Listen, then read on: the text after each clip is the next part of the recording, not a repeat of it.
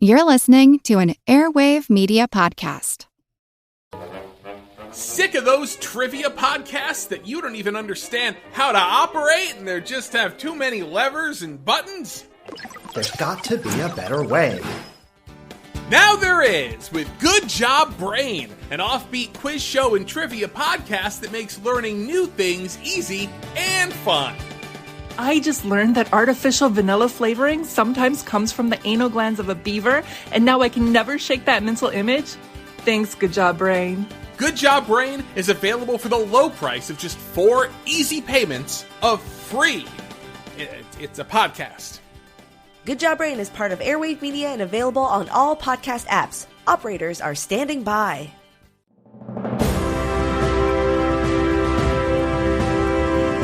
Hold your ears, folks.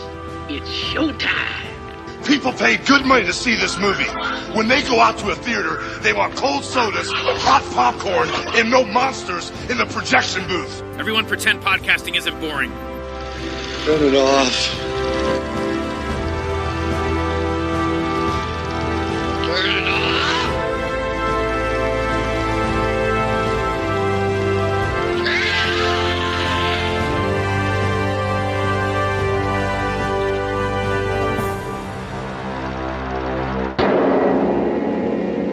A golden bullet. When the bullet turns red, the general will be dead.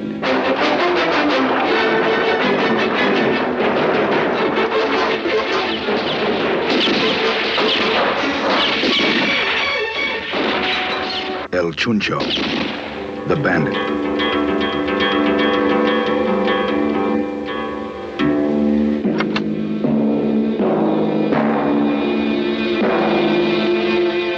El Nino, the gringo. Side by side, they killed for what they believed in. Gold.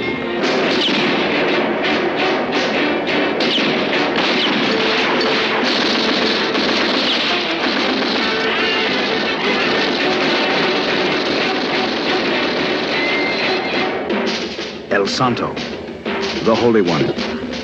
What the Lord giveth, he took away.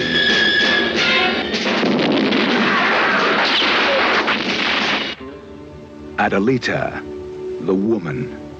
She gave aid and comfort to the enemy, then blasted him to pieces.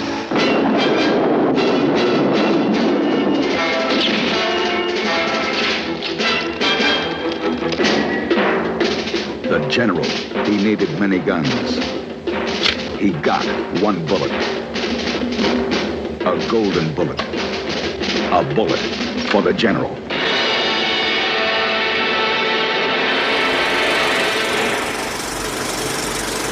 Welcome to the Projection Booth. I'm your host, Mike White. Joining me is Mr. Andrew Leavold. Hey, Mike. It's great to be here as a punter for once. Also back in the booth is Ms. Samm Deighan. Hello. We conclude Spaghetti Western Month with Damiano Damiani's Quien, Sabe from 1966. Released in the U.S. as A Bullet for the General, it's the story of a Mexican revolutionary, El Chuncho.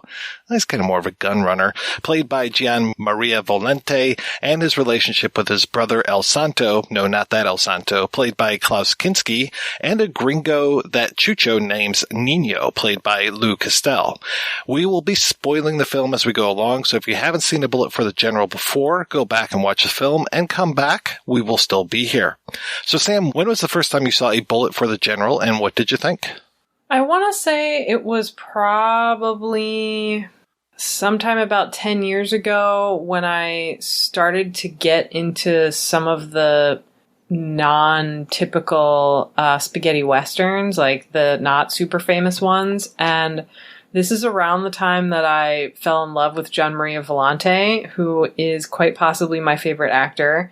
And he is incredible here, especially the scene, which we'll talk about, where he waves a gold machine gun in the air and says, "Gold machine gun for the revolution." So, like, how can you not love that? It's dynamite. And Andrew, how about yourself? Probably the same, I would say, about 10 years ago. I mean, I've been obsessing about spaghetti westerns ever since I saw The Good, the Bad, and the Ugly on Betamax when Betamax actually first came out. And it wasn't just the violence. It wasn't just the sardonic humor. I think it was the landscapes of southern Spain that captivated me and set me on this path of obsessing about Italian western towns in the south of Spain. I ended up going to Almeria and spending a couple of trips to Spain, wandering around the old spaghetti western sets and working out this idea of the Almerian western, what that actually means as a subgenre of European cinema. And Bullet for the General, I think I saw before my first trip to Almeria. And for me, it's one of the most perfect Almerian westerns because it incorporates so much of the landscape around Almeria and Tabernas and that really craggy, grey, brown, desolate landscape. It just absolutely blew my mind. And of course, the political angle, the idea of the Zapata Western completely captivated me as well. Sent me off down another rabbit hole. And, here we are talking obsessively about Bullet for the General. This was actually a first-time watch for me. I knew about the film. I had read about the film. It was listed in the top 10 of a lot of lists of spaghetti westerns, and I think I've owned the film for years. I might have owned it in multiple formats and just kind of kept upgrading it, but never actually watched it. Finally ended up watching it, and wow, it really is fantastic. And I watched the disc that I bought had a documentary about Volente as an extra, and it was just a really great documentary talking about him and talking about how his acting led to him being more of a revolutionary, which is hilarious because in this, he's not really a revolutionary. He's saying all the right things, que viva Mexico and all these things, but really he is all about the money, or at least at first he's about the money. And he's kind of a outlaw, and he's very much an outlaw. And, the very first scene that we have is this major set piece of this railroad robbery where he is robbing the train for guns. And wow, what a way to start off the film. But even before that, the very first shot of the film is these guys who are marching in line, and they get to a wall and they turn and then they're shot. And it just sets the tone for the film perfectly. That's the Battle of Algiers moment. That opening, the first time I saw it, I didn't really know what I was expecting because at that point I hadn't seen a ton of spaghetti westerns. And so I figured it was going to be this kind of slow atmospheric thing, lots of great music and shots of the desert in Spain, and it's like, whoa, okay. Here we go. Well, just the pace of the film was so surprising to me. We have this major set piece of this train robbery going on, and I love the way that we're introduced to Volente's character, where you hear these drums and you think that it's on the soundtrack, but it's actually a diegetic that he's got over the hill playing drums on his horse. Oh, it's so great. Yes. Kettle drums, no less. I love it. He's his own hype man. How Baroque. There's also this gentleman on the train, El Nino, whose real name is Tate, the Lou Castel character. I mean, it's kind of good that we chose this as the last Western of the month, because this brings together a lot of other things that we've talked about in Spaghetti Western Month. This, the very first one we did this month was Matalo, which had Lou Castel, and here we have him in a different role here. We've talked about Klaus Kinski when we talked about The Great Silence, and then Gian Maria Volente. I've mentioned him several times. I've mentioned the role that he played in Fistful of Dollars and For a Few Dollars More. And here he's so close to playing like the Ramon character. He's got the same facial features, the same type of scraggly beard, the mustache, all this, but you could knock it further away from Ramon than El Chuncho, who is just this amazing character, just a ball of energy throughout so much of this film. Maybe one of you will know the answer to this. I don't entirely understand why, but in all three of the films that you just mentioned, at this time, he's like in his mid-30s, but in all those films, they put all this gray in his hair. It's like, what? Why? I mean, he looks insane, which is great. And if anyone who is listening isn't super familiar with him, possibly my favorite thing about him is that in every movie, he just has wildly different hair, and he is one of the world's greatest hair actors. Like, if you watch Investigation of a Citizen Above Suspicion, every time his character starts to lose it, his hair just gets crazy. So I think that's maybe kind of what's going on in these spaghetti westerns he's in, but it's like, why are they trying to age him so much? I think it's probably the stress. I mean, so much happens to his characters. And then when you see his moustache hairs being plucked out by the commandant, I mean, how much more of a violation of that character could you get than his beloved mustache being neutered?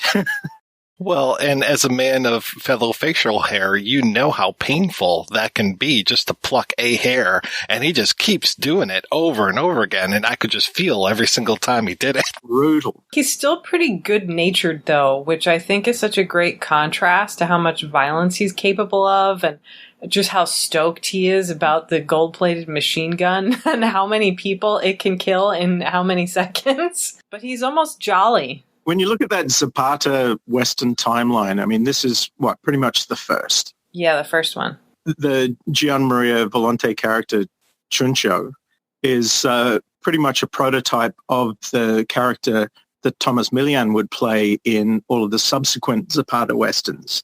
You know, he's that brazen opportunist, absolutely flagrant opportunist who uses the revolution as a way of being able to slither like a snake through the landscape for his own selfish purposes, but then inadvertently becomes a revolutionary at the end. And so this lays down the railway tracks for all of those Kabuchi and Sergio Salima Westerns that follow.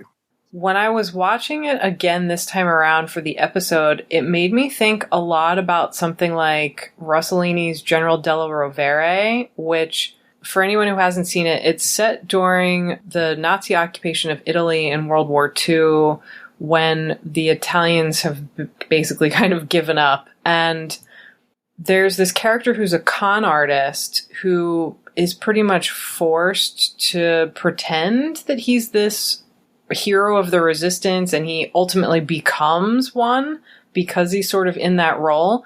And it's just so interesting to think about how these definitely certain Italian art house films, but also these Zapata Westerns in particular, take a really cynical, honest look at why men engage in warfare.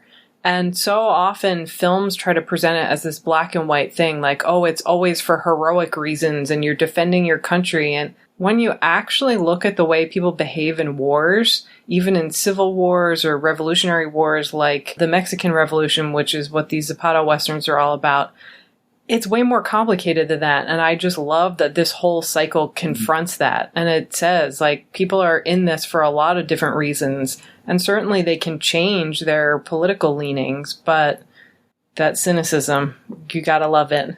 When you consider what Italy went through during World War II, that cynicism deserves to be there. But then you also have, coming out of Europe and particularly Italy, that central figure of the trickster, which is such a deep-rooted cultural thing. And so it finds purchase in the Chuncho character and the Thomas Milian characters.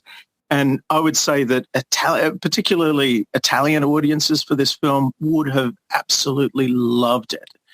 And you see the trickster evolve into the Terence Hill characters in the Trinity films, you know, a little tamed down, but certainly that idea of someone being able to flip the tables and one up the authority figures, that's so anarchic and it's so deeply Italian, I would say, after watching so many Italian films.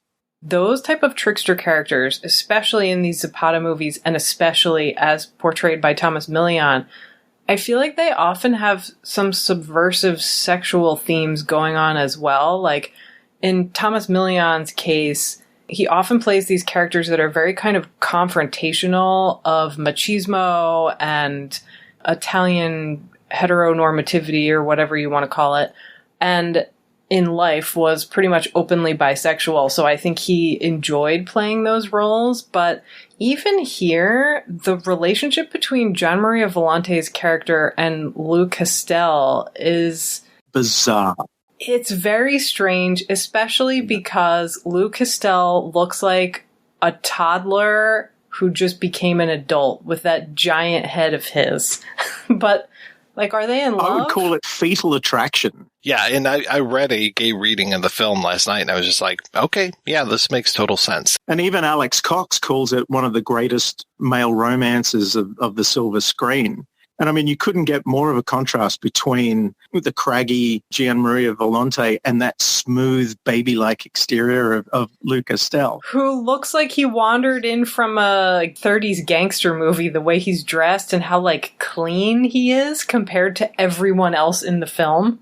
Let's get baby-faced Castel. And I love when the lady is trying to put the stuff up above him in the train, and she brushes against him, and he takes out the handkerchief and just, gets that off.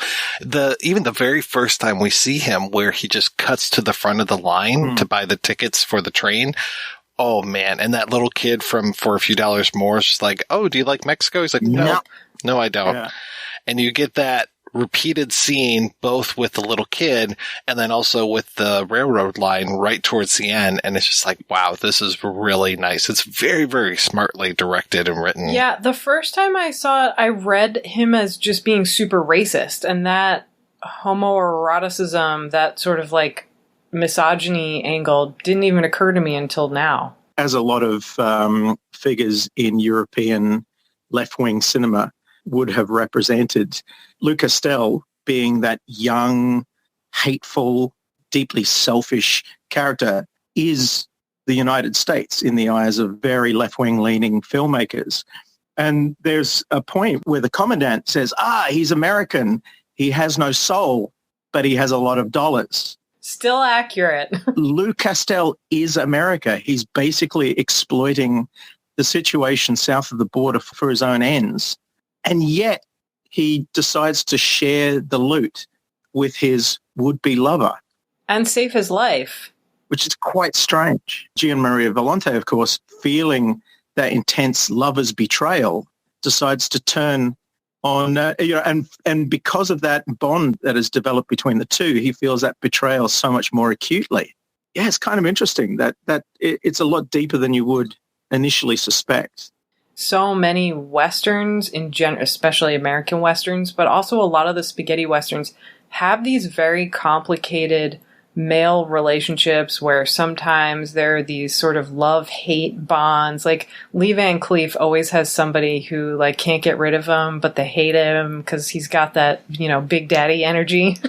But this one is even stranger, I think, because of the way the political shift plays out. It's like he becomes a revolutionary, and when I say he, I mean Chuncho. It's almost like he becomes a revolutionary because he's opening his eyes to the way that Nino treats Mexican people, but also because of that betrayal that you're talking about. It's such a weird, perfect film. Well, who knows? Quien Sabe.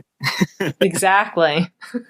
After we have this opening with the train robbery, I just love that it basically just goes into high gear and becomes a series of one robbery after another, after another, after another. And I was just like, wait a second, aren't we supposed to take a little bit of a break here, get to know these characters a little bit more? I mean, we do get to know them. What's remarkable is that with this gang, I actually started to learn their names, which normally with a gang, you wouldn't learn their names. You wouldn't know anything about them. You would know oh, he's the singer, he's the jealous boyfriend. And that there's a woman as part of the gang was really remarkable as well. And that they use her in one of these ploys. I really liked that, where she comes in as pretending to be a prostitute and has her big trunk. And I love when she's got that big old cigar and lights the fuse on the trunk. And then we have that great moment of the soldiers who are so happy to have this new prostitute that they're going to open up this bottle of champagne. And as the cork pops open, that's when the bomb goes off. It was just such a nice moment. And she hides behind her parasol. Yeah. She shields herself from the rubble with her parasol. It's just astounding.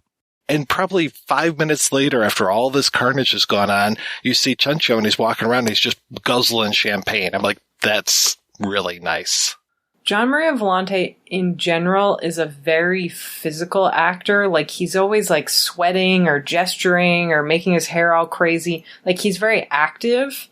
And here, he's eating in almost every scene. He's either eating or drinking, but not, like, just taking a bite and chewing. He's, like, actively stuffing his mouth in as many scenes as possible. It's kind of breathtaking. I think he's on mezcal pretty much the entire film. Oh, yeah. He seems to have an endless supply of that in his pocket. Well, and that pays off, too. That moment when he rides into the general's camp and there's the guy who's just like, yeah, we haven't eaten, we have nothing. And he's got that big old loaf of bread that he's just been stuffing into his mouth. And he's just like, okay, I guess I'll give you this loaf of bread. And it's such a bother for him. But I think that's actually kind of one of the first moments where he has empathy for somebody other than himself. That's his Jesus moment. It is. But speaking of Jesus moments and empathy, this is the single most empathetic character that Klaus Kinski has ever played. This is the only time in a movie I think I've seen him in where he doesn't look like a complete psychopath.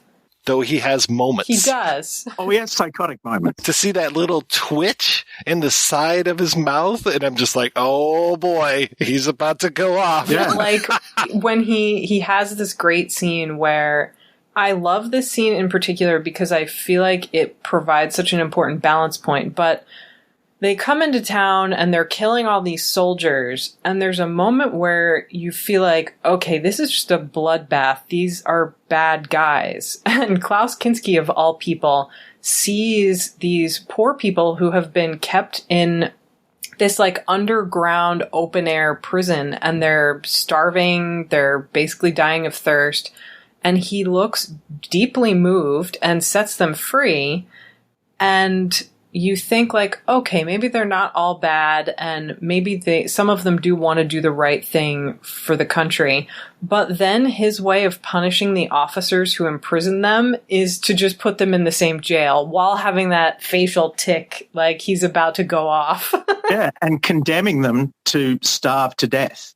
You know, it's a brutal. much more ghastly end than a firing just shooting squad. them? Yeah. Gian Maria just wanted to take their champagne and shoot them, but Klaus... Hey, vengeance is his, saith the Klaus. When he pops up and has hand grenades, he's like, for the Father, womb, for the Son, for the Holy Spirit, amen. Being a location nerd, you know where that scene was shot? It's a building called Cortillo del Fraile. It's the monastery from The Good, the Bad, and the Ugly. Whoa, I thought it looked... So much of this looks really familiar to me, and I'm sure that's why. It's all filmed pretty much within a 20-kilometer radius of Almeria. There's one little village, the village of San Miguel, is a little bit further to the west, southeast of Granada, in a little village called Palopos. And where Lou Castel shoots the general is about a kilometer down the hill from there. Okay.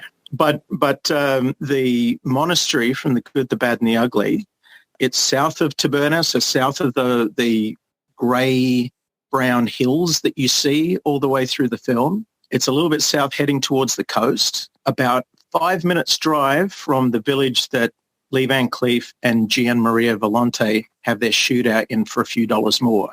No wonder it looks familiar. So if you can imagine, like, if you're driving around this place, and like I literally did, I drove around for about 3 days looking at all of these locations and sourcing the locations. That monastery, which features quite heavily in The Good, the Bad, and the Ugly, is now a condemned building. But my friend Jesus and I still managed to sneak in through the barbed wire. Of course you did.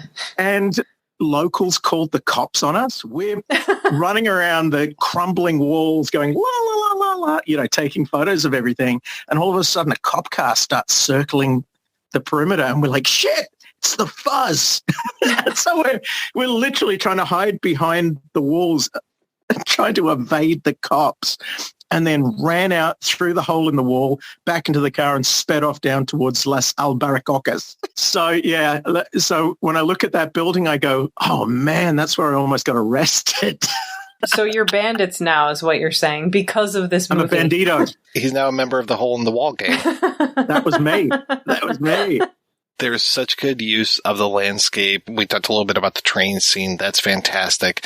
There's one moment when, and it was very unexpected. You just don't necessarily see this, but Nino comes down with malaria and they stop after fucking Nino murdered the last guy in the gang. Oh man, he's such a dick. And it's like, I'm trying to think, like, pretty much from the first time you see this guy, you're like, he's up to no good. But then we just keep seeing, and we, the audience, keep seeing more and more of these moments. And really, it takes a long time for Chuncho to finally see that he's no good. But he doesn't see that El Nino murders the last guy in the gang, throws the money away, and is just like, oh yeah, let's go. And they're riding along, and Nino's not looking good, and they stop and they rest for a little while. That shot of him leading Nino into this decrepit building, and you've got the sunrise going down on the right side of the screen. It is one of the most beautiful shots in the entire film. And this is a film that's filled with really nice shots. It's gorgeous. And wedded to the soundtrack as well. I mean, we have to talk about the music, which makes that film gallop along. There is this relentless pace to the film, which is powered along by that jaunty mariachi music almost, from a Spanish composer as well. That's what I like so much about these as they go along, is I feel like they start to include more Spanish talent, like actors as well, and cinematographers especially. And so, like, I know they're Italian films, but because of the sort of range of cast and crew members, they just feel like this European mashup sometimes, but in a perfect way. When you look at the division of labor, there are some films which are exclusively Spanish. They don't necessarily sit in the canon of great European Westerns. And a lot of the Italian ones that were just shot in Italy with no Spanish talent, they also suffer the same fate. It's usually the co-productions, the ones that do have the majority of Spanish talent in front of and behind the camera, that work so well, because without those vistas, without the Mexican-looking extras, who incidentally were all mostly gypsies, they would round up the local gypsy camp and stick them in sombreros and say, you're now Mexicans. With these Zapata Westerns, that to me is one of the most interesting kind of like problem-solving things, is who do we cast as Mexican and what do they actually look like and where are they actually from? Like Martine Beswick, who is wonderful as Adelita, but she already is kind of exotic looking because her background is very mixed, I think. Like, she's British, but... She's half Jamaican. Yes, that's right. And didn't she grow up... Her father was a diplomat or something. She grew up in the islands. Something like that. Or just a businessman. Yeah. But they put this weird kind of, and I never noticed this until I watched the Blu-ray recently. They put this like kind of cakey looking makeup on her that I think is supposed to make her look more tan, but she's already tan. She is in brown face. It's not your imagination. Okay, good. I was like, is that just my TV looking weird? But it's like not much darker than the color of her actual skin. So it just seems like a very strange choice. It's overkill. Of course, Klaus Kinski being the most Spanish-looking person that you could ever find on Earth. There are blonde Spanish people. The Viking raids went all down that coast, so... At least they say he's my half-brother rather than my full brother. I know, because they look nothing alike. But he's so good, and I love that character. And I hate that sometimes he disappears from the screen. Like not even just when he's in San Miguel and the rest of them go and see the general.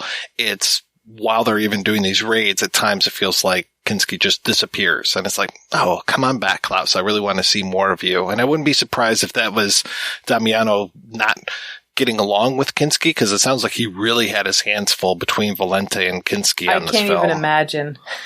Maybe they just sent him to Madrid for a week and say, look, here's a bag of money. Just go and, spend your time with prostitutes. And yeah, here's one bag of money and one bag of cocaine. Could you get cocaine in Italy at that time? Probably not. One bag of money. Yeah. Right. But then Klaus Kinski's character makes that incredible reappearance at the end when Chuncho is being condemned by his hero, Elias. And the look of betrayal on Santo's face is incredible when he's looking at his brother who's sold out an entire village. And I'm sure Santo was probably witness to the massacre as well, since he was still there waiting for his half-brother to return. And I think the look on his face when the crowd parts and Kinski's standing there in judgment of his brother, that is one of the great Klaus Kinski moments. And I'm totally with Sam, where I believe that Klaus was hardly ever better. It's almost a restrained performance. Yeah, it is restrained. Klaus is one of those actors. There's definitely a handful of them like this. Nicolas Cage, I think, is the most modern example, but where their style of acting is just always to 11. I think a lot of the time they give better performances when they're not just frothing at the mouth the whole time, trying to be on. And this is such a perfect example of that for me with Klaus, because he's understated. And I'm sure at this point, anybody watching this movie for the first time who's a cult film fan will know who he is and will expect a certain thing from him. And I think because the movie doesn't give you that, it's almost even better. The Nicolas Cage film Pig is out right now, where he gives one of those much more low-key performances, and he's getting, accolades for it, and rightly so, because, yeah, he doesn't have to be at 11 every single time. It's great when he is, but, yeah, this is one of those moments, and this is definitely a great Kinski moment. And having just seen him in The Great Silence, I mean, it's just like, wow, this guy, what an amazing performance he can give in both of these films, either completely dastardly in The Great Silence, but living within the law. And then also here, just this priest on the side of the revolution. So it kind of puts him in an interesting place. And he gets to break out every once in a while, like with those hand grenades. But yeah, when he comes through and it's just like, this is my brother, I need to take care of this. And it is so great. I also love their dialogue exchange at the end, where Gian Maria doesn't ever put up a fight. Like, I really can't believe how good-natured El Chuncho is for the whole film, regardless of what's happening to him or what he's doing. But it's like he walks off and says, yeah, okay, you can kill me, just not in this patch of land that smells like goats. We have to go a little further. And then asks, are you going to shoot me in the head? Are you going to shoot me in the heart? He acquiesces. Yes. Because he's been judged by his hero and he realizes he's been a complete shit, then he goes, well, fair call. He knows. You don't get characters like that very often in these sorts of violent masculine world type movies, where you have somebody who is instantly capable of self-reflection and who realizes, okay, I did something bad. That's the great thing about the Chuncho character, that he does have a series of epiphanies, and they don't lead to instant enlightenment, instant Certainly transformation. not. But it's a very slow series of transformations, which then, after which he reverts back to his normal selfish self. But the moment where he's teaching the peasants, the peones in San Miguel, how to shoot rifles, because he wants to be their general. Obviously realizing that he's massacred all of those people that he wanted to be their savior. And then, of course, the betrayal by El Nino. It's those moments which lead him to suddenly go revolution. It's also really interesting and I think refreshing to see a film about a revolution, about leftist politics, made by so many people who had those politics. Like, obviously, we mentioned Gian Maria Volente at the beginning of the episode, super devout, active leftist. But Luke Castel was basically kicked out of Italy for being a too active member of the Communist Party. And if you don't know who he is, he's actually a Swiss actor, but because his father really was a diplomat in South America, he grew up just all over the place. From a pretty young age, had those really active politics. But also, I love that Carla Gravina is in this. She plays Rosaria, who is the wife of the Don that they steal his land, steal his car, and execute him for the crime of being rich. But his wife, who puts up such a protest, she was, I think at that point or shortly after that, a pretty prominent member of the Italian Communist Party and was Gian Maria Volente's longtime partner. So they were sort of hand in hand during the years of lead, trying to help out as many Italian revolutionaries as they could. When we talked about El Nino being America, and here he is going south of the border illegally to take out a leader of a revolution, not that we would ever have done anything like that in our political history.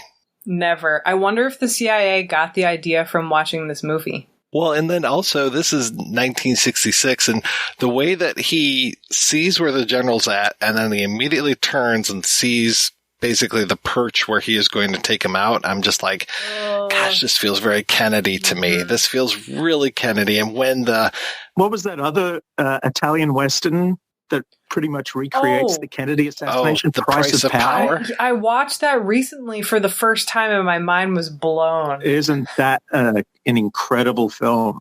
It's insane. Yeah. If you've never heard of that, it's a spaghetti Western that basically recreates the Kennedy assassination, but changes some of the details so that it can be set in like the early 1900s is wild. And so that it could be sold to America. And they say it's Garfield. Yes. Yeah, they can't call the character Kennedy. It's interesting, too, that they don't show the shot, and that they don't, as far as I remember, they also don't show the shot that takes out El Santo either. No, they just show the reaction. Well, they show you the reaction shot on Chuncho's face. Is Chuncho expecting that he's the one who's about to be shot, but then he sees his brother get killed, and then he hears that announcement. Somebody shouts out that the general was shot with a gold bullet, and he's like, wait a minute.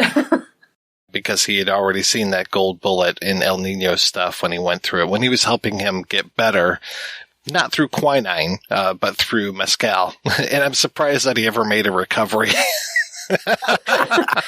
Hey, a little mezcal. It's like, what's that American drama about all those Greek people where the father's like, just spray some Windex on it and you'll be fine? My Big Fat Greek Wedding. Yes, it's him in the mezcal. He's like, it's good for when you're sick. It's good for when you're tired. It's good for sex. Mezcal, the cure-all. It'll put some lead in your pencil, gringo. And then, that last bit of the film when it reminded me a little bit of the Shawshank Redemption. It's just like, hey, if we ever get separated, meet me at El Zawapanado or whatever it is in Shawshank, and it's just like, oh yeah, I'll be at this hotel. And I love how Castel comes in, just again, wearing the suit, looking like the gangster. Fancy pants. Oh, yeah. And where's Chuncho? He's over with the peons, laying on a park bench and just like waiting for him to come back in.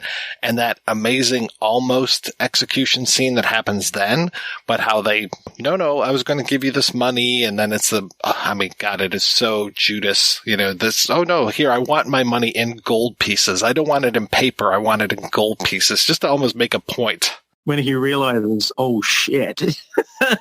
That scene could have been done much more quickly than it actually is. And I love that they sort of drag it out with all those details. Like El Nino makes the hotel desk clerk read to Chuncho this note that he's written him in case they get separated. And it's like he could have said to him in a quick line of dialogue, I left this for you in case we didn't meet up, but it feels very much like some sort of lover's quarrel type thing. Like it feels so personal.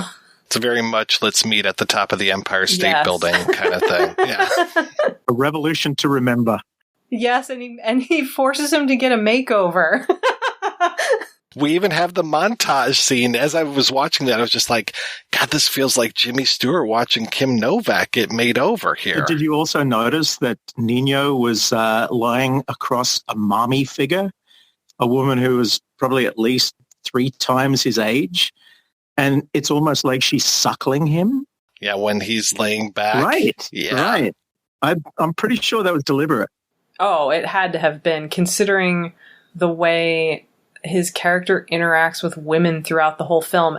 I made this comment earlier, but I think the first time I watched this, I assumed that the movie was just trying to code him as being racist against Mexicans, because the gang, when he joins up with them, tries to kind of tease him about, oh, you know, we're going to this town tonight, you can get yourself a woman. And he's like, I'm not interested, and is not at all interested in Adelita, but seems very interested in Rosario, in the Don's wife, who looks very, like, she's dressed very upper class, and she's much paler. She doesn't look Mexican, basically. And it just seems so weird that she's the one that he kind of gives the most attention to. And then as soon as Adelita's wearing her clothes, then he pays attention to Adelita. It's very strange. And when he's watching Volente dance with the woman, it's just like, if this were any other Western, maybe we'd see those two men dancing together. But I was just like, okay, this is interesting. It felt very much like, go dance, you know, and I will watch you and I will take notes. If this was a Pasolini Western. Oh my God. Or, so Lou Castel has this great role in Fassbinder's Beware of the Holy Whore. And Fassbinder made this Western that is one of my favorite movies of all time that gets like zero attention, called Whitey. If Fassbinder had made a Western with Lou Castel and Gian Maria, they definitely would have been dancing together, and they definitely also would have had a shootout at the end. And there would have been a bag of Coke. There certainly would have, both on screen and off. And I don't think it's any coincidence that when he finally shoots Castel, that he shoots him in the heart. You know, it's very, very much like, you betrayed me and now I'm going to get back at you. It's very much that almost lover's kiss at the end. It reminds me so much of those melodramas where, like, one person is getting on the train and the other person is staying behind, and they're doing that sort of like tearful parting scene. And it is a tearful parting scene, except of course Chuncho fucking shoots him in the heart. I'm gonna have he to did have it coming. Yeah. Yes. And yeah, he's crying, and then he basically loses his mind. He comes to his senses. I love how wild Volente gets, and when he breaks through and he's Dynamite! just like, buy dynamite. Yes. Yeah, he gives them all of his gold and says, don't buy bread with this money, buy dynamite. And he looks so happy. And then runs off between the train cars and just into infinity. I just love that shot so because good. you really never see him leave. He just goes forever as the credits start to roll. He disappears into a dot. And it's nice that he's still alive at the end of this film. I'm glad that they didn't make A Bullet for the General 2, but it was very nice that he doesn't, you know, he is enlightened now. He has come to his senses, and maybe he will help the revolution. Well, everybody else dies. Everybody dies. Else. Except him. Yes. But I also love that whole arc begins with the train sequence and also ends with a totally different kind of train sequence. And I love the line of dialogue acknowledging that, where Nino asks him, have you ever been on a train? And he says, 12 or 13. And he's like, no, I mean as a passenger. Right. Oh yeah, first time. Location nerd time. Now that station, I believe, is Guadix, which is about an hour and a half's drive from Almeria. And that entire railway line between Guadix and Almeria, every time you see a train in a spaghetti western, 9 times out of 10, it's that railway line between Almeria and Guadix. And it passes through a little hamlet called La Calahorra. And that was the town that Carlo Simi built for Once Upon a Time in the West. So you can actually stand at the remains of that station and watch the trains go through, because it's still an operational train line. Like I caught the train from Almeria to Seville one time, and you actually go through those embankments that are cut into the rock. You know, when the train is ambushed and you see Gian Maria playing a drum. That's the train line actually cut into the mountains around Tabernas and Almeria. The station still at Guadix still pretty much looks like that. They've kept the 1800s character. So the colored tiles in the background, you can still stand in that room and look at the same tiles. But the outside of the station is a completely different building. That is the station at Almeria, big, beautiful, ornate, domed building that Rod Steiger and James Coburn walk out of in a fistful of dynamite. Oh, wow, that's crazy. Train equals that singular line between one small town and Almeria. Yeah, and it being an operational train line means you can actually get an old locomotive on there, which they house in Guadix. You can actually see those trains within a railway museum in Guadix. So the place is still crawling with history, you know, with cinema history. It's like making a pilgrimage to these places because I call it sacred geography, that you actually stand on the same spot where Gian Maria Volente and Klaus Kinski stood, and you can feel that energy. You know, it's about as close as to a religious experience as I'll probably ever get. There is something very surreal about visiting a film location for a film that you've seen a lot of times because you feel like you know the area or it's very familiar, but it has that sort of uncanny valley type thing where you've experienced it, but you haven't really physically experienced it. Well, it's like so many of my memories of growing up are not actual memories. They're home movies. So it's just like, you know, I've absorbed those home movies enough where I'm just like, oh yeah, I remember going to that park, but it's like, no, there's a film of that. So that's where you have that memory from.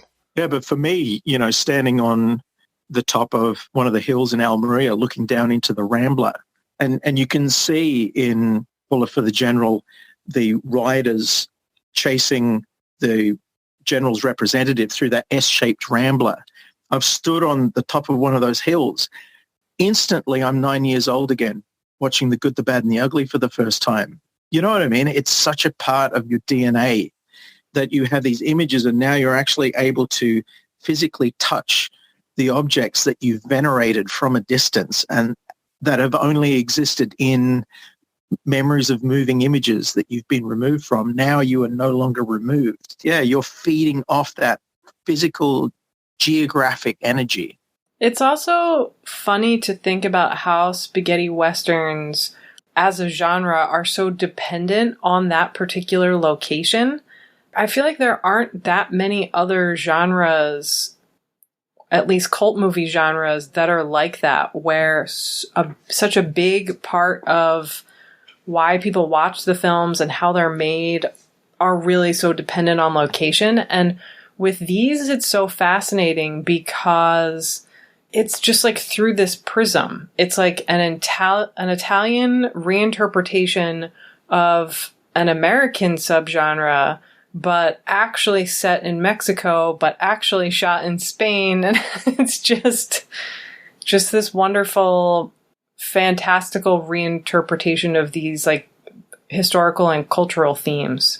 I was surprised, frankly, when he ended up meeting the general and the general wasn't a bad guy. For some reason, I thought for sure he would finally meet the general and the general would just be corrupt and awful and like a cartoon villain.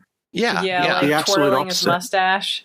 And when he gets the 5,000 pesos for selling all the guns, including the amazing golden machine gun, so good. That when he goes up and he's supposed to talk to the general, I was just like, okay, somehow the general's going to be like, don't you want to support the cause? Don't you want to put your money where your mouth is and just basically be there absorbing money and guns from this guy and just be 100% corrupt?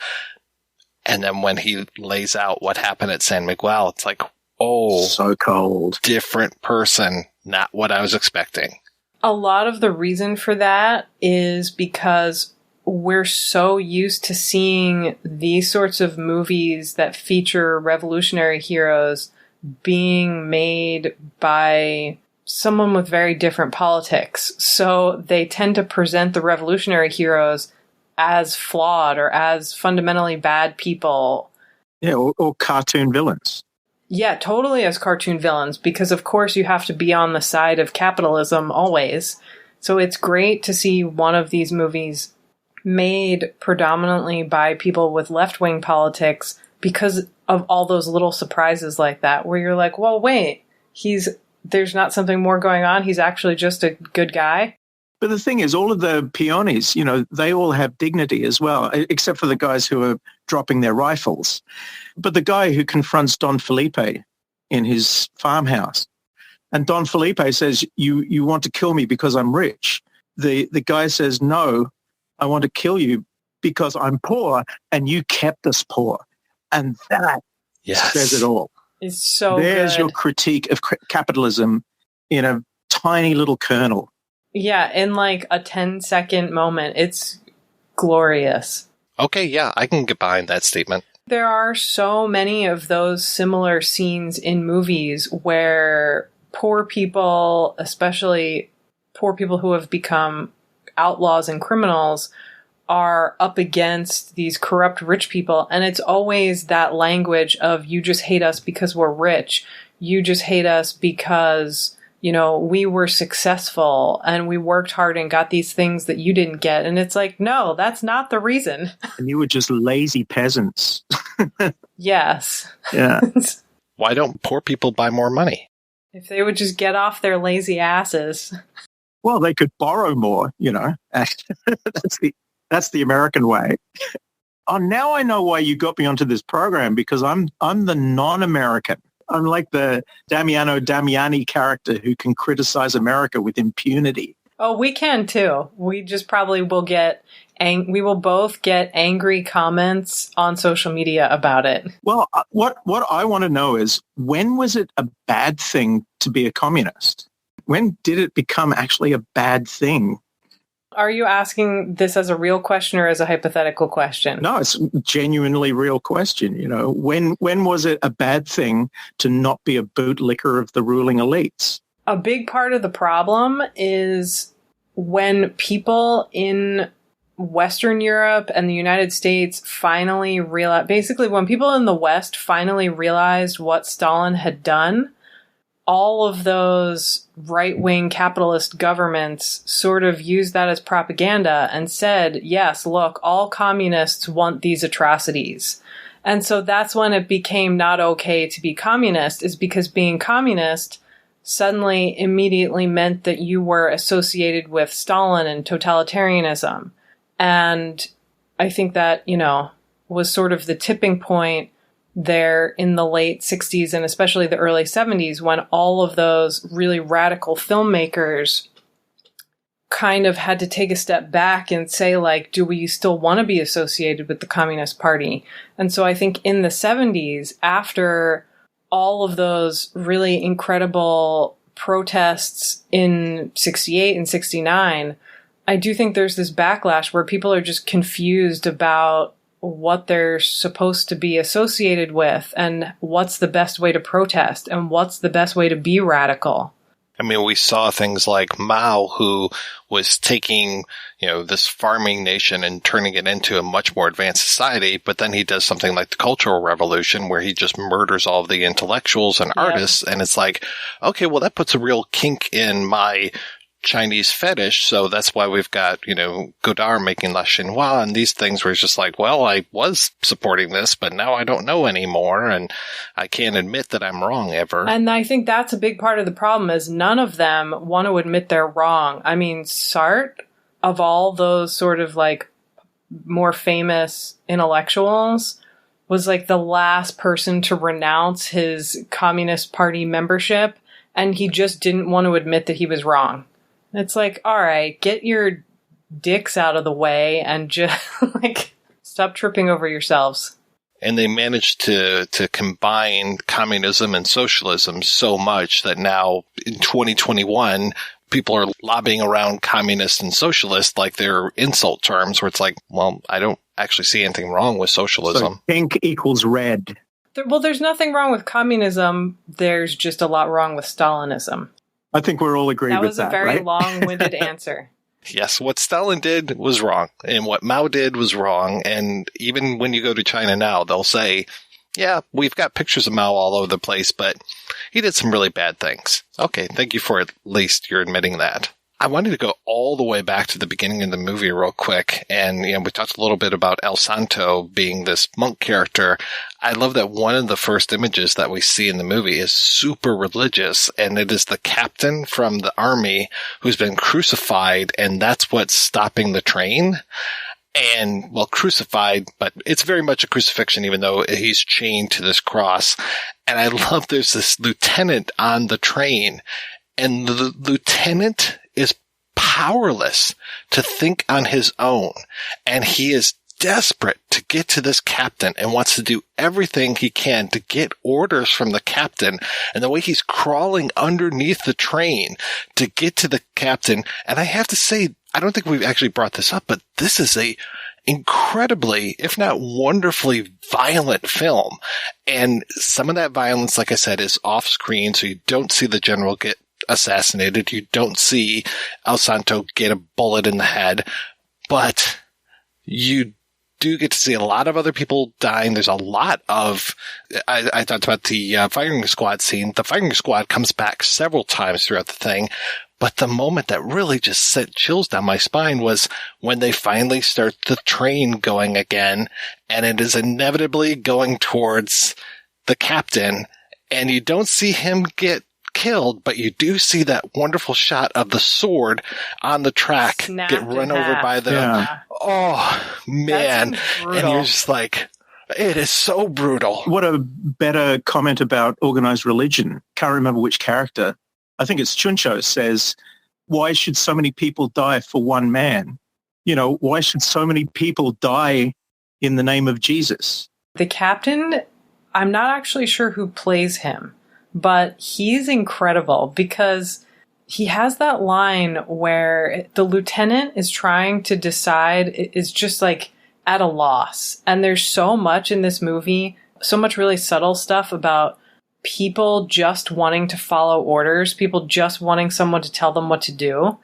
So the lieutenant is like desperately shouting down the train to this poor man tied to the train tracks, tied to a cross, asking him for orders, and it's just so comical, but the guy eventually shouts back, you know what you need to do, I'm not going to order you, but work it out for yourself. Yeah, but he also says the life of one person is not worth the life of many, and so it's like those lines are repeated. But I think Chuncho says it again later when he talks about Jesus. Logic clearly dictates that the needs of the many outweigh the needs of the few, or the one. It's a very pointed critique at these sort of sacrificial forms of organized thought. Totally. And I think the sword also is very purposefully used because you could see it as being a symbol of this educated military class, officers, because officers were the only ones who would carry those kinds of swords. And so instead of literally showing him get run over, the sword snapping in half, I feel like it just has such great resonance. Like, it's not just destroying one man, it's destroying also everything he represents. So a privileged class. So why should so many poor people suffer for one privileged guy? That scene is absolutely loaded with very sardonic humor. But there's also, through the film, a real silliness and goofy humor, which almost seems at odds with the sort of the serious and the cynical tone. They sit perfectly well because it is this European mix of the silly and the serious. It's the spoonful of sugar that helps the medicine go down. I mean, it is just that goofiness doesn't make it so this movie is just bashing you over the head with anything. It feels very of a piece, even though there are these tonal shifts in there, but it doesn't feel like you're getting whiplash. Like, whoa, wait a second. What is this doing here? Why is this assassination here? We've just had Chuncho being, a goofy sort. And now we're talking about massacres and assassinations. This is too heavy, but no, it feels very much of a piece to me. It also makes me think a lot of, recently I watched Fistful of Dollars and Yojimbo pretty close together, and it struck me how much more of that goofy humor is in Yojimbo than Fistful of Dollars. And it provides such an important balance, and I think it makes the characters seem so much more complex with very little expository dialogue. And in Fistful of Dollars, there could be a little more humor, maybe. More of people making fun of Clint's mule. Yes. I mean, because that's the most quotable scene in the film, apart from, aim for the heart, Ramon. But really, for me, it's, going to apologize to my mule is the thing. I also thought it was interesting that there's the one town where Chuncho goes in and finds the younger boy that can read and write.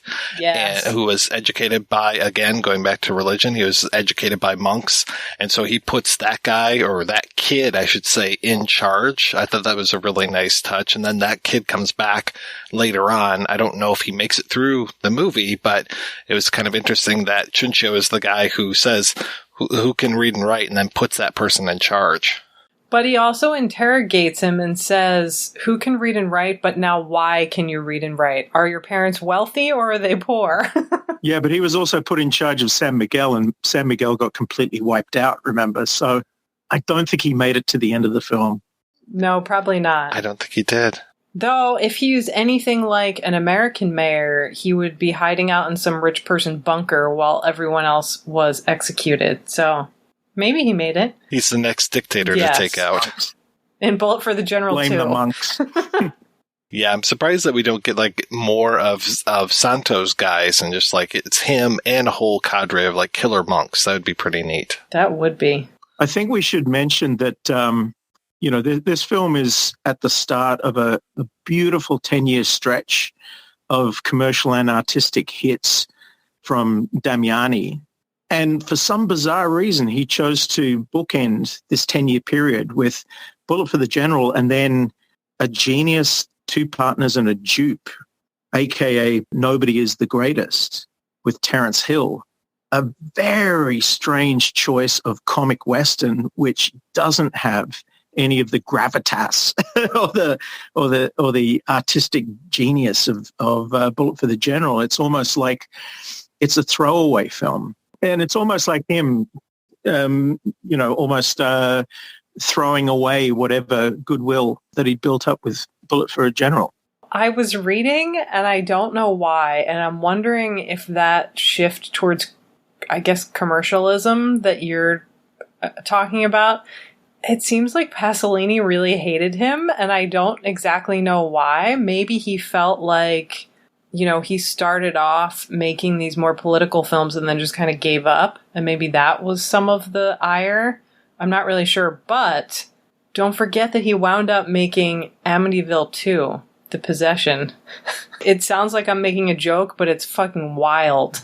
It's really grim. It's way better than the first movie and has this crazy... Is it political? I guess you could sort of argue that it is.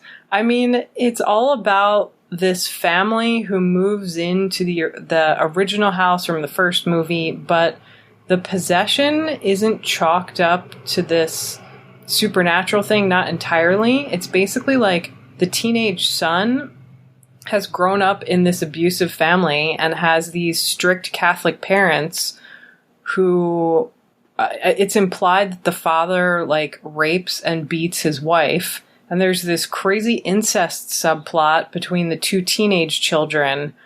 And because the son is in this house and there's this supernatural influence, he loses his shit and murders his entire family. It's crazy. So lots of weird stuff going on there about Italian and Italian-American masculinity and Catholicism sort of running amok and being oppressive. So I haven't seen it since it came out, so I should really go back and revisit. It's so weird. Sounds like fun. It is. Incest is always fun. Always. Yeah, there's a scene where he steals his teenage sister's panties for some reason. Quality cinema. But part of that 10-year dream run of Damiani includes all of those, political crime films like with Franco Day Nero. of the Owl and Confessions of a Police Captain, How to Kill a Judge. And I would think a lot of people compare his films to Sergio Solima because of that left-wing Western angle. For me, he's more philosophically aligned with someone like Elio Petri, Investigation of a Citizen Under Suspicion. They share Gian Maria Volente. They obviously share your enthusiasm with Gian Maria, as do I. Yes. Okay, good. As should we all. But Damiani's political films are deeply cynical, deeply moral. So I think there's a shared lineage there, as they navigate through the late 60s and into the very deeply cynical 70s. After his run with Franco Nero, I know he made a couple films with Giuliano Gemma that I think maybe are the last of that sort of political gasp before he was just kind of making genre films to make a living. But he worked with definitely some of the greats. We were talking about religion before, and I just wanted to bring up the one thing before I forget, which was I love when he actually confronts El Nino about the golden bullet. And El Nino's excuse is, oh, it's a lucky charm. And then Chuncho pulls out this thing, and I couldn't really tell what it was, but I was listening to the Italian. I watched it the second time in Italian with English subs, and for sure he says Cristo, and I'm just like, oh, okay, so it's a little thing of Christ that is around his neck. I was expecting a cross to be pulled out, but it seemed like even cheaper than that. It was almost like a cutout of a piece of paper, and he was just like, oh, this is my lucky charm. I'm like, I thought it was a piece of wood from the original cross. Or maybe I was on mezcal at the time. I don't know. Yes, you had too much mezcal. I thought it was some kind of paper talisman type thing. They both have their lucky charms, and that one of them is going to be used to murder the other person's hero. I was like, okay, great. Yeah, he's gullible in the way that people are gullible when they're in love. Yeah. Yeah, he overlooks all of Nino's flaws. Until the end. In that... Yeah. And that he even calls him Nino, child. It's like, okay. That's what happens when you fall in love with a fetal assassin. Nothing good can come out of it. Even for a Jesus/Judas character like Chuncho. There is a lot going on in this movie. And it still amazes me that there's a whole cycle that started with this all about the Mexican Revolution. It just seems like a strange or maybe unexpected subject, but I'm so glad that they veered into that different geographic and political territory. Well, once they stumbled into Andalusia and they looked around the gray-brown mountains of Tabernas and found the sand dunes, they went, my God, we've discovered Mexico. We can make films about Mexico here. And I think that was very transformative because in very stark contrast with the Westerns that were made in the north of the country, around Barcelona and around the mountains around Madrid, which are very green or snow-covered. When you do the drive from Madrid down to Almeria, you can literally see the countryside change color. It goes from green to that gray-brown. And all of a sudden, it's filled with olive groves. And you go, okay, it's still a little green, but then you hit Andalusia and it is dust and sand and bare rock and sage bushes. And you can't get more Mexico looking or Southwest America than that. And I think all of a sudden filmmakers were thinking, well, shit, now we have this as a location. We can start thinking about stories to feature within that location. And out of Almeria comes the Zapata Westerns. And I think pretty much all of those Corbucci and Solima films were shot within a 20-kilometer radius of Almeria itself, which makes it a magical place, worthy of pilgrimage. Yes. You should set up your own, tour guide thing. I wanted to. I tried to a couple of years ago, and Yeah, and then COVID hit, but I reckon I'm going to turn it into a TV series.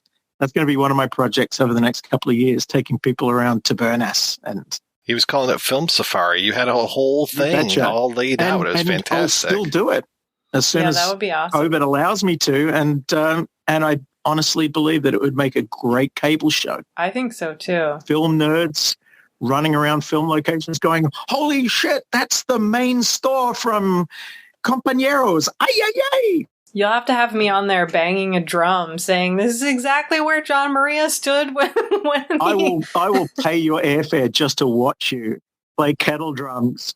I'll bring my own kettle drum. Oh, shit, that's an oral contract. Oh, my God. I feel somewhat committed. All right, guys, let's go ahead and take a break, and we're going to play preview for next week's show right after these brief messages. Sick of those trivia podcasts that you don't even understand how to operate and they just have too many levers and buttons? There's got to be a better way. Now there is, with Good Job Brain, an offbeat quiz show and trivia podcast that makes learning new things easy and fun. I just learned that artificial vanilla flavoring sometimes comes from the anal glands of a beaver, and now I can never shake that mental image. Thanks, Good Job Brain. Good Job Brain is available for the low price of just 4 easy payments of free. It's a podcast. Good Job Brain is part of Airwave Media and available on all podcast apps. Operators are standing by.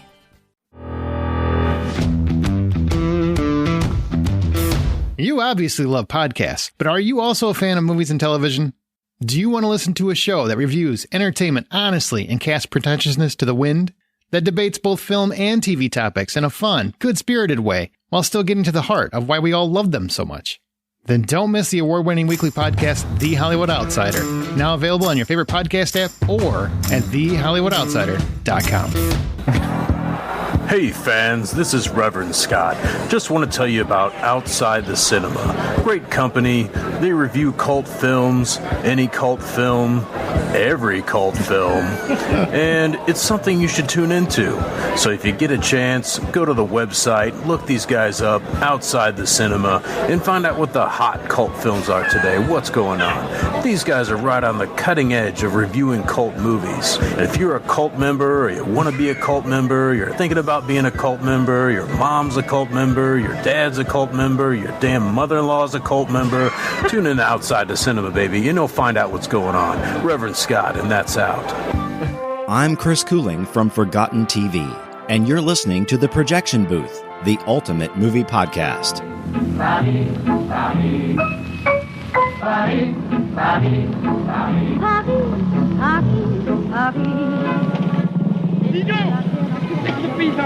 Alors tu te crois au cirque? Ah, je comprends maintenant. C'est à cause de badolo comme toi qu'elle vient toujours en retard en réunion. Attends voir. C'est pour nous moucharder qui t'ont déguisé en cowboy.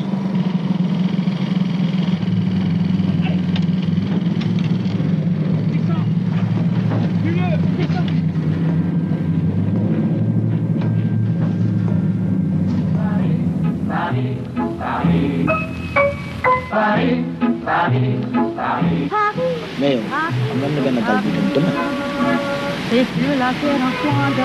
ñoom tuuti xaalis tuuti moon comme ça bu ñu duggee ci biir di ñaf ay pot xaw a faberewu ba leer noonu ko xam nga wax leer ñaf pot yi fii booy bu la romb nga sànni ko 2500 francs sax sa cigare kenn du la nand ma xam dara laaj na suñu dellu see fii ma nekk kilifa kenn du ma ñeme woo te waxuloo monsieur Mori. Paris,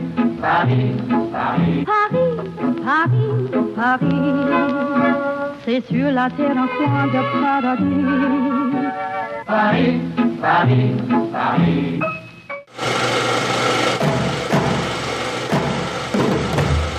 That's right, we'll be back next week with Tuki Booty as we kick off a month looking at movies from Africa. Until then, I want to thank my co-hosts, Andrew and Sam. So, Andrew, what is the latest from Down Under, sir? First of all, I have to say thank you so much for letting me come on and rant and rave about Al Maria. It's such a pleasure and a privilege. I'm doing the lockdown thing. I mean, I'm basically working on about 4 projects at once while selling things on the online store that I set up during COVID called trashvideoarchives.com. We're printing up neat T-shirts like Santo versus the Vampire Women and For Your Height Only. I'm hoping to finish by the end of this year a documentary on a Melbourne artist and punk rocker called Fred Negro, which is his real name. Crazy sort of David Allan Coe meets G.G. Allen meets Viz Comics meets all kinds of craziness. He's a really interesting character study. And I'm doing a book and documentary on Bobby A. Suarez, the Filipino director of Cleopatra Wong and The One-Armed Executioner. So I will have stuff to tour America before you know it. As soon as the borders open, I'm there, muchachos. And Sam, how about you? What's going on with you? I am, of course, already working on a new book. My book about World War II, the legacy of World War II in European art house cinema, came out just a couple months ago. I also started a new podcast called Twitch of the Death Nerve, which looks at sort of psychotronic cinema more broadly, and we will definitely have some spaghetti western episodes in the future, and you can find that at the Cinepunks Network. And basically everything I'm working on you can find listed at my Patreon, which is just patreon.com/Sam Deighan. And thank you so much for letting me talk about Gian Maria. It's my favorite thing to do. Well, thank you so much, guys, for being on the show. Thanks to everybody for listening. Thanks especially to our Patreon community. If you want to join the community, visit patreon.com/projection booth. Every donation we get helps the projection booth take over the world.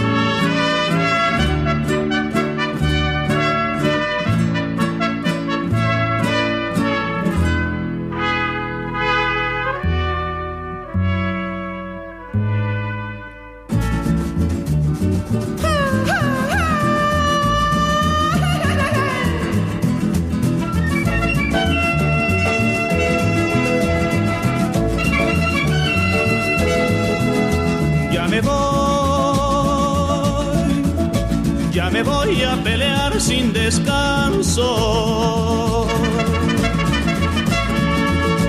A Durango me lleva el teniente Jacinto Morales y no puedo decirle que yo me quisiera quedar,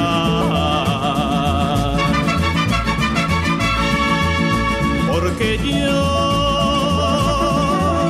me quisiera quedar en mi pueblo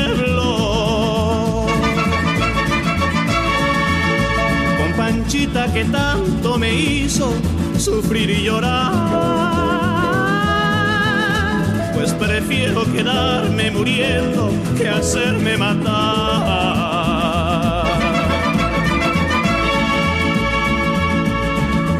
Te mato, te mato, te rompo, te tiro, te mato, te rompo, te tiro, te rompo, te mato, te mato, te rompo, te tiro, te mato, te tiro, te mato, te mato.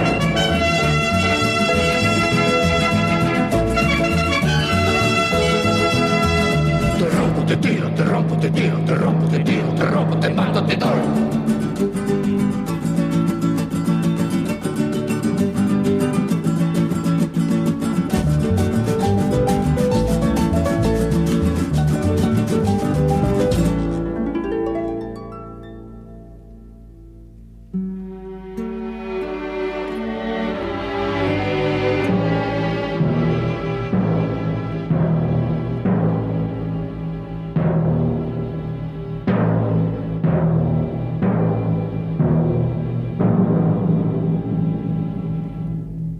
made it to the end of this episode of The Projection Booth. And as the end credits roll, we wanted to thank you, the listening audience.